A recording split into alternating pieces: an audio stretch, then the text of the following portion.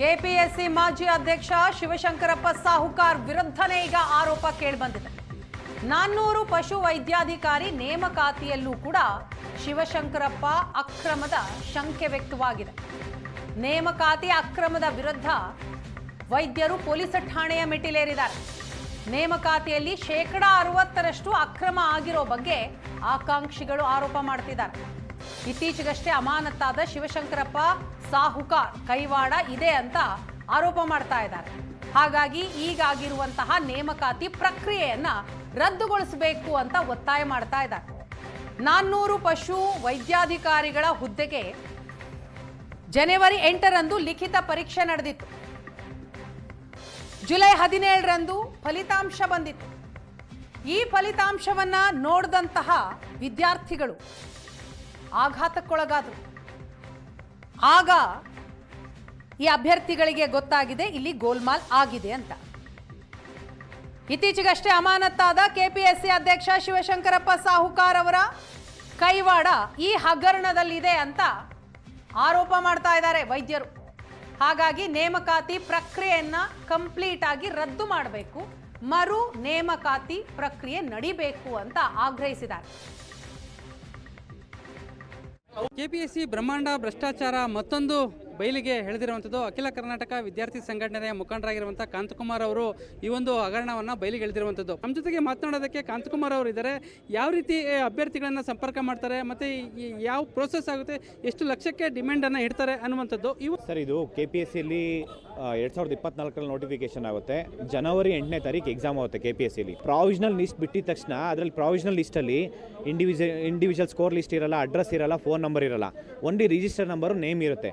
ಆ ನೇಮ್ ಇಟ್ಕೊಂಡು ಕ್ಯಾಂಡಿಡೇಟ್ಸ್ಗೆ middle man, agents ಮತ್ತು ಕೆಪಿಎಸ್ಸಿ ಮೆಂಬರ್ಸು, ಚೇರ್ಮನ್ನು ಇನ್ಕ್ಲೂಡಿಂಗ್ ಆಗಿ ಆ ಡಾಕ್ಯುಮೆಂಟ್ಸ್ ಎಲ್ಲ ಕೆಪಿಎಸ್ಸಿಲಿ ಇರೋಂಥದ್ದು ಡಾಕ್ಯುಮೆಂಟ್ಸು, ಫೋನ್ ನಂಬರ್ಸ್ ಕೊಟ್ಟು, ಅಂದರೆ ಏಜೆಂಟ್ ಕಡೆಯಿಂದ ಫೋನ್ ಮಾಡಿಸಿ ಒಂದೊಂದು ಪೋಸ್ಟ್ಗೆ 80 ಲಕ್ಷ ಡಿಮ್ಯಾಂಡ್ ಮಾಡ್ತಾರೆ ಸರ್. ಒಂದು ಪೋಸ್ಟಿಗೆ 80 ಲಕ್ಷ, 40 ಲಕ್ಷ ಅಡ್ವಾನ್ಸ್ ಕೊಡಬೇಕು.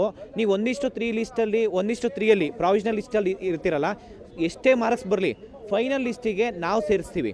ಸಪೋಸ್ ಒಂದು ನಿರ್ದಿಷ್ಟ ಟೈಮಲ್ಲಿ ಏನು ಮಾಡ್ತಾರೆ, OMR ಶೀಟ್ ಆಚೆ ತೊಗೊಂಬಂದು ನಿಮಗೆ ಫಿಲ್ ಮಾಡಿಸ್ಬಿಟ್ಟು ಒಳಗಡೆ ಇಡ್ತೀವಿ ಅಂತ ಹೇಳ್ತಾರೆ. ಬಿಫೋರ್ 1:3 ಲಿಸ್ಟು 1:3 ಲಿಸ್ಟ್ ಬಿಟ್ಟಾದಮೇಲೆ ಅದನ್ನು OMR ಶೀಟ್ಸು ಆಗಲಿಲ್ಲ ಅಂತಂದ್ರೂ ಫೈನಲ್ ಲಿಸ್ಟಲ್ಲಿ ನೀವು ದುಡ್ಡು ಕೊಟ್ಟರೆ ಏನಂತಂದರೆ 80 ಲಕ್ಷದಲ್ಲಿ 40 ಲಕ್ಷ ದುಡ್ಡು ಕೊಟ್ಟು ನಿಮ್ಮ ಒರಿಜಿನಲ್ ಡಾಕ್ಯುಮೆಂಟ್ಸ್ ನಮಗೆ ಕೊಟ್ಟರೆ ಫೈನಲ್ ಲಿಸ್ಟಲ್ಲಿ ನಿಮ್ಮ ಹೆಸರು ಇರುತ್ತೆ.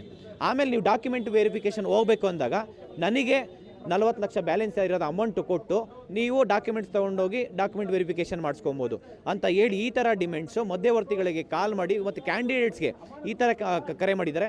ಮತ್ತು ಈ ಒಂದು ವೆಟರ್ನರಿ ಆಫೀಸರಲ್ಲಿ ಎಕ್ಸಾಮ್ಸಲ್ಲಿ ಒಂದೇ ಬೆಂಚಲ್ಲಿ ಈ ಕಡೆ ಸ್ಟೂಡೆಂಟ್ಸ್ ಕ್ಯಾಂಡಿಡೇಟ್ ಎಕ್ಸಾಮ್ ಬರೆದಿದ್ದಾರೆ, ಪಕ್ಕದಲ್ಲಿ ಖಾಲಿ ಶೀಟ್ಸು OMR ಶೀಟ್ಸು ಖಾಲಿ ಬಿಟ್ಟು ಬಂದಿರ್ತಾರೆ, ಅಂಥವ್ರು ಫೈನಲ್ ಲಿಸ್ಟಲ್ಲಿದ್ದಾರೆ. ಮತ್ತು ಎಷ್ಟೋ ಜನ ಕ್ಯಾಂಡಿಡೇಟ್ಸು ಬೇರೆ ಸ್ಟೇಟಿಗೆ ಹೋಗ್ಬಿಟ್ಟು ಕ್ವಶನ್ನ ಮಗ್ಗಪ್ ಮಾಡಿಸಿ ಆಮೇಲೆ ಬಂದು ಎಕ್ಸಾಮ್ ಬರೆದಿದ್ದಾರೆ.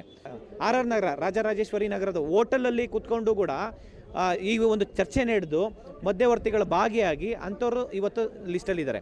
IFS sir, Indian forest service, ಅಂದರೆ UPSC ಎಕ್ಸಾಮ್ಸ್ ಕಂಡಕ್ಟ್ ಮಾಡೋದ್ರಲ್ಲಿ ಅದರಲ್ಲಿ ಟಾಪರ್ಸ್, ಕರ್ನಾಟಕದ ಟಾಪರ್ಸು ಅವರು 300 ಮಾರ್ಕ್ಸ್ ತೊಗೊಳಕ್ಕಾಗ್ತಾಯಿಲ್ಲ ಈ KPSC ಎಕ್ಸಾಮ್ ನಡೆಸಿರೋಂಥದ್ರಲ್ಲಿ ಔಟ್ ಆಫ್ 600ಗೆ. ಆದರೆ 4-5 ಸತಿ ಫೈಲ್ ಆಗಿರೋ ಕ್ಯಾಂಡಿಡೇಟ್ಸು ಔಟ್ ಆಫ್ 600ಗೆ 450, 460, 480, 490 ತನಕ ಮಾರ್ಕ್ಸ್ ತೊಗೊಂಡಿದ್ದಾರೆ. ಕೂಡ ಅವ್ರ ಸಂಬಂಧಿಕರಿಗೆ ಭಾಗಿಯಾಗಿದ್ದಾರೆ ಹೇಗೆ ಸರ್? 100% ಲಿಸ್ಟಲ್ಲಿ ಹೆಸರಿದೆ ಸರ್. ಸಂಬಂಧಿಕರು ಅವ್ರಿಗೆ ಬೇಕಾಗಿರೋಂಥವ್ರಿಗೆ ಹುದ್ದೆ ಕೊಟ್ಟಿದ್ದಾರೆ. ಅವರು 4-5 ಸತಿ ಅವ್ರ ತಲೆಯಲ್ಲಿ ಏನು 4 ಸತಿ ಎಕ್ಸಾಮ್ ಪಾಸ್ ಮಾಡ್ಕೊಂಡಿದ್ದಾರೆ. ಅಂದರೆ